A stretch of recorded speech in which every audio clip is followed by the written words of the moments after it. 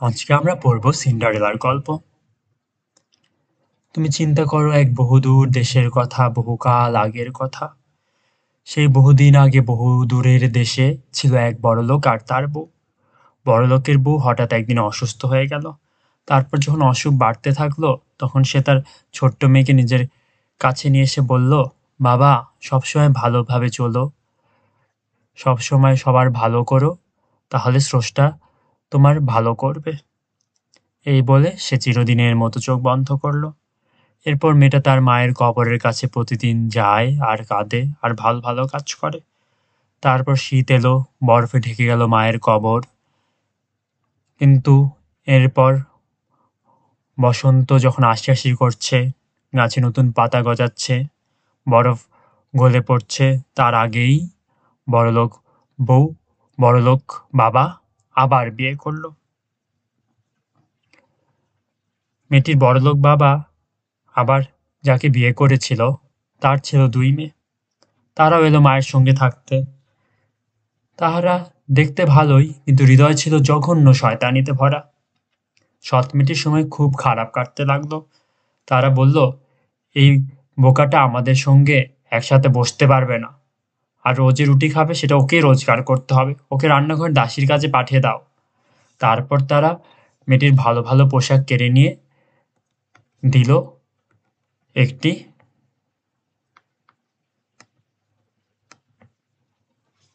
পুরানো ছাই রঙা কাপড় আর কাঠের জুতো। এরপর ওরা ভেঙ্গিয়ে মেয়েটিকে বলল, দেমাগী রাজকন্যাকে এবার দেখো, কি সুন্দর তাকে দেখাচ্ছে।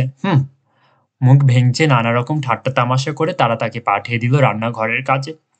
সকাল থেকে রাত পর্যন্ত তাকে করতে হয় হাড় ভাঙা খাটুনি।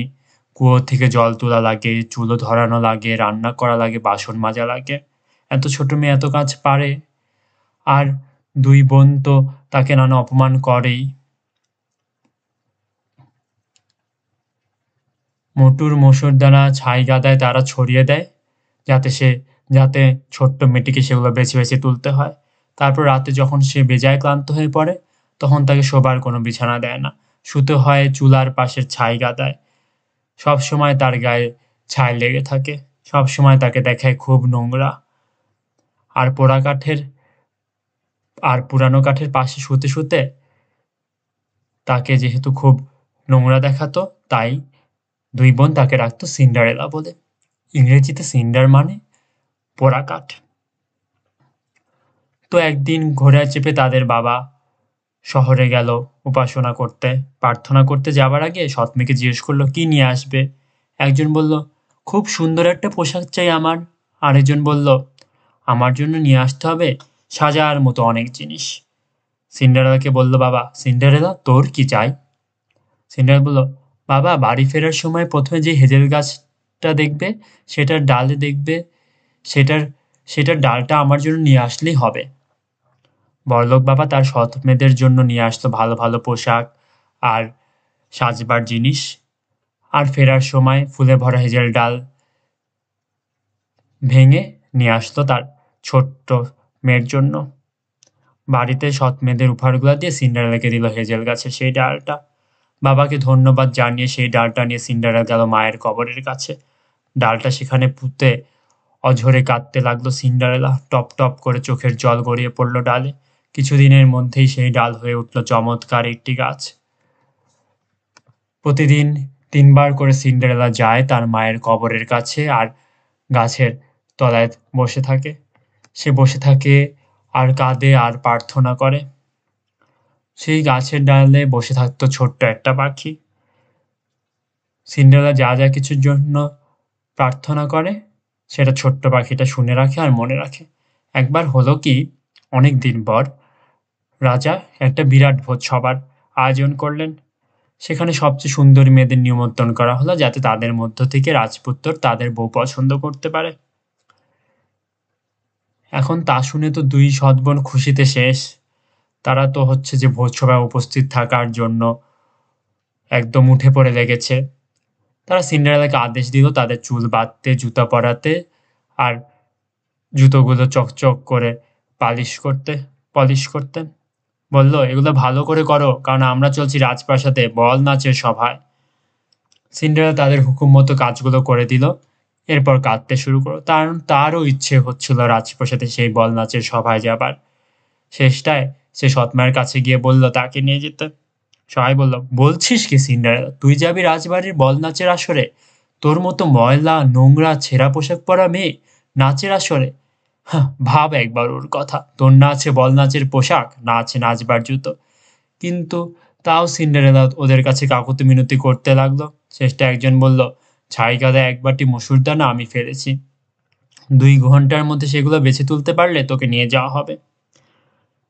মেয়েটা খিড়কি দরজা দিয়ে বাগানে বেরিয়ে বলল, পোষা পায়রা, ঘুঘু আর ছোট্ট পাখির দল, আমাকে মসুর দানাগুলা বাছতে সাহায্য করো। এরপর সিন্ডারেলা আরো বলল, ভালোটা যাবে বিস্কুট টিনে, মন্দগুলা ডাস্টবিনে। তার ডাক শুনে রান্না ঘরে জানালায় নামলো 2টো সাদা পায়রা, 2টো ঘুঘু আর ঝাঁকে ঝাঁকে পাখির দল। তারা সিন্ডারেলাকে সাহায্য করলো। ছাই গাদায় নেমে তারা ডানা ঝাপটাতে লাগলো।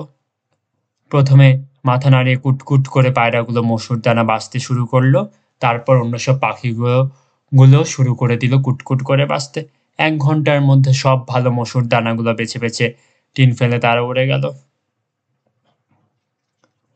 সিন্ডারেলা এরপর ভাবলো যে এবার তো তাকে যেতে দেয়া হবে, কিন্তু সৎমা বলল, না না, আমাদের সঙ্গে তুই কি করে যাবি? তোর পোশাক নেই, তাছাড়া তুই তো নাচতেও পারিস না, তোকে নিয়ে গেলে লজ্জায় আমাদের মাথা হেট হবে।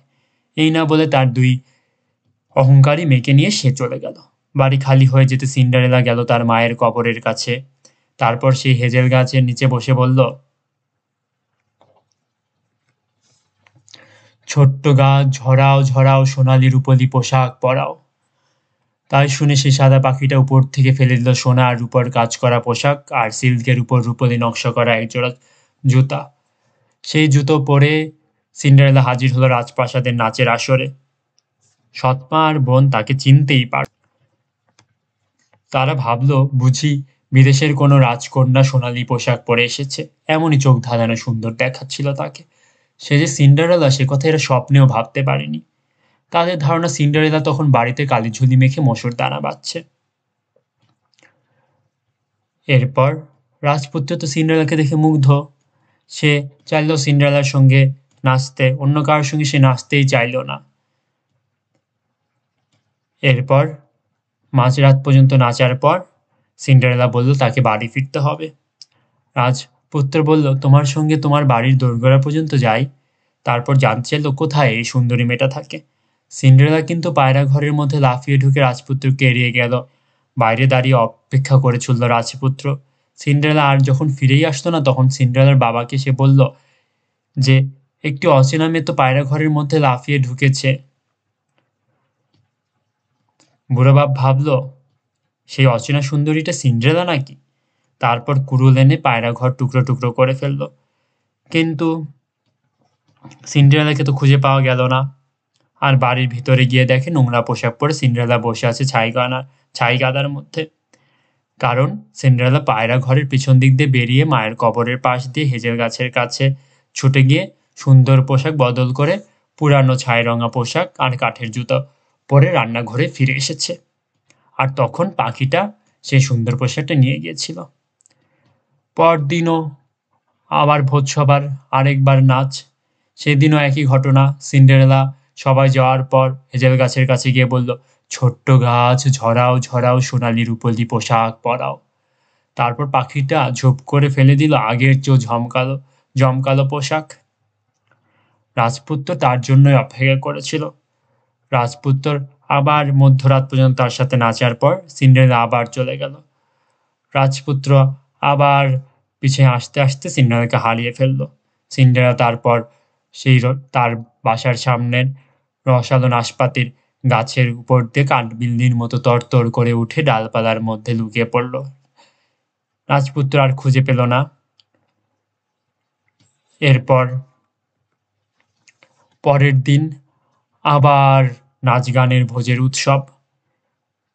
সিন্ডারেলা আবার মায়ের কবরের পাশে গিয়ে হেজেল গাছের কাছে গিয়ে বলল, ছোট্ট গাছ ঝরাও ঝরাও, সোনালি রূপলি পোশাক পরাও। সঙ্গে সঙ্গে পাখিটি ঝুপ করে ফেলে দিল এমন সুন্দর জমকালো পোশাক যেটার কোনো তুলনা নেই। আর এবারের জুতোটাও খাঁটি সোনার।